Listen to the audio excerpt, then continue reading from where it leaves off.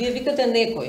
Да. Не некој, него проблемот беше во мај и јуни месец да се најдат некои што ќе зборат јавно за Европска унија, а не против Европска унија. Во право сте и за тоа, Ситуацијата беше апсолутно. до толку ескалирана и до толку падна маските, што ние се доведовме во ситуација, речиси, од сите медиуми да се шири, на најразлични, на најперферни начини, евроскептицизам.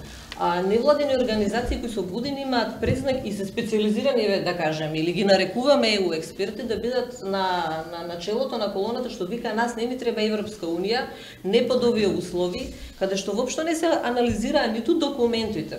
И јавноста поширока не знае ни ден денес што е преговарачка рамка.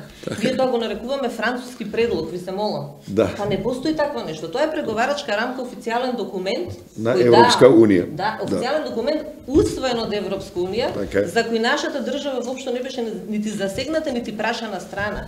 Не е тоа нешто за што ние одлучуваме каква ќе биде преговарачката рамка.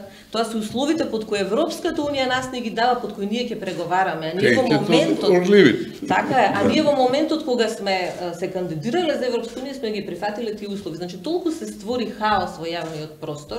Затоа велам, тоа не е прашање на медиуми, на политички партии, тоа е прашање на еден цел концепт што велиме сега, вие велите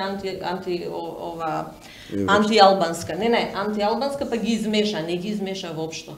Овде ќе има две фобии, две главни фобии во нашето општество, а тоа е антиалбанството, така, или албанофобијата, и бугарофобијата или антибугарството. И цело време се прелева од едната на другата страна. Со тоа што таа бугарофобија немаше ни потреба до неа, се додека ние не ги нормализиравме колку толку со договорот односите со Бугарија. Значи на дневен ред беше постојано антиалбанството и тоа е ден денес. И по потреба се вадат, тоа се тие ниски страсти кои се вадат, или тоа е тоа кокетирање и поигрување со стравовите или фобиите или чувството на инфериорност или на супериорност, зависно кон кого, што ги имаат пред се македонците, а не другите етнички заедници. И тоа е тој судри што се создава. Меѓутоа, вие во претходното прашање рековте ВМРО, прашањето беше нели дали има поделба во општеството и која е улогата на ВМРО ДПМН.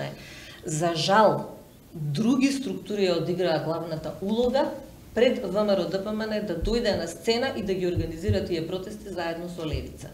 Таа атмосфера антибугарска, покрај што реално имавме нели такво како што имавме однесување од страна на официјална Софија, официјална Бугарија, беше на страшен начин прифатена од нашето општество. Значи овдека во неколку наврати се градеа такви невидени хистерии за работи кои апсолутно нема, нити беа толку длабински, нити имаа некаква врска со идентитетот, јазикот и така натаму. За вие тоа да го имате, вие морате да имате некаква подлога.